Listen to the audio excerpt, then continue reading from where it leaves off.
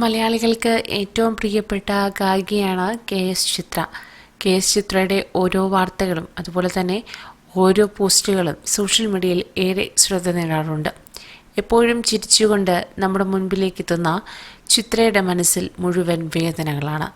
അകാലത്തിൽ വേർപിരിഞ്ഞ മകൾ നന്ദനയുടെ ഓർമ്മകളാണ് എന്നും ചിത്രയലട്ടുന്നത്. ഒരുപാട് നാളത്തെ കാത്തിരിപ്പിന് ശേഷം ഈശ്വരൻ അവർക്ക് ദാനമായി നൽകിയ മകളായിരുന്നു നന്ദന.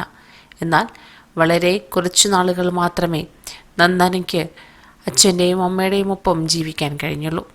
ഒരു അപകടം നന്ദനയെ ദൈവത്തിൻ്റെ അരികിലേക്ക് തിരികെ വിളിച്ചു. അകാലത്തിൽ വേർപിരിഞ്ഞ മകൾ നന്ദനയുടെ പിറന്നാൾ ദിനത്തിൽ കണ്ണുനീർ കുറിപ്പുമായി എത്തിയിരിക്കുകയാണ് ഇപ്പോൾ ഗായിക കെ.എസ്. ചിത്ര. മകളുടെ ഓർമ്മചിത്രം പോസ്റ്റ് ചെയ്തുകൊണ്ടാണ് ഗായിക നോവും കുറിപ്പ് പങ്കുവച്ചത്. കാലം മുറിവുണക്കുമെന്ന് ആളുകൾ പറയാറുണ്ടെന്നും എന്നാൽ വലിയ വേദനയിലൂടെ കടന്നുപോയവർക്ക് ഒരിക്കലും അങ്ങനെ തോന്നില്ലെന്നും ചിത്രം നൊമ്പരത്തോടെ കുറിച്ചു. വർഷങ്ങൾ നീണ്ട കാത്തിരിപ്പിനൊടുവിൽ 2002 കെ.എസ്. ചിത്രയ്ക്കും ഭർത്താവ് വിജയശങ്കറിനും മകൾ പിറന്നത്. 2011 ദുബായിലെ വില്ലയിൽ നീന്തൽക്കുളത്തിൽ വീണ 9 വയസ്സുകാരിയായ നന്ദന മരണപ്പെടുകയായിരുന്നു. ഓരോ ജന്മത്തിനും ഓരോ ലക്ഷ്യമുണ്ടെന്നും അത് പൂർത്തിയാക്കി അനന്തമായ ലോകത്തേക്ക് പോകുമെന്നും ആളുകൾ പറയുന്നത് ഞാൻ കേട്ടിട്ടുണ്ട്. കൂടാതെ കാലം രോഗശാന്തിയേകുമെന്നും അവർ പറയുന്നു.